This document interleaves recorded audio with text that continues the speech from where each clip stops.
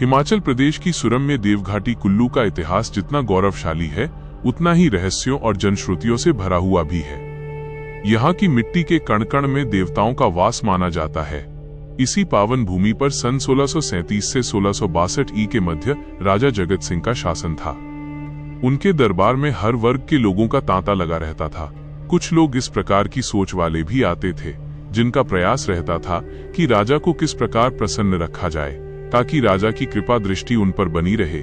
इसी प्रयास में किसी व्यक्ति ने राजा को सूचना दी कि मणिकर्ण घाटी के टिप्परी गांव के दुर्गादत्त नामक एक ब्राह्मण के पास एक पत्था मोती है, जो राज दरबार में होने चाहिए, न कि किसी ब्राह्मण के पास। राजा ने जब ये सुना तो उसे ये बात भा गई कि वास्तव में मोती तो राज दरबार में राजकोप की शोभा है, अतः उन्हें हर हालत में राज दरबार में लाना होगा। राजा ने ब्राह्मण दुर्गादत्त को कुल्लू राजकोष में मोती भेजने का संदेश भेजा। ब्राह्मण ने सूचित किया कि उसके पास मोती नहीं है। एक बार राजा मणिकर्ण जा रहा था तो रास्ते में पार्वती नदी के पार टिप्परी गांव आया।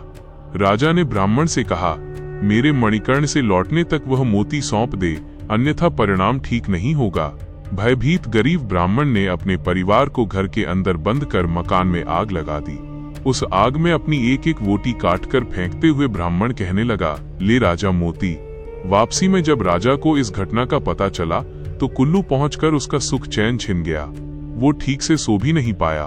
खाने में उसे कीड़े दिखाई देने लगे, पानी खून की भांति लाल दिखाई देने लगा। इस कारण राजा को अन्न जल ग्रहण करना कठिन हो गया।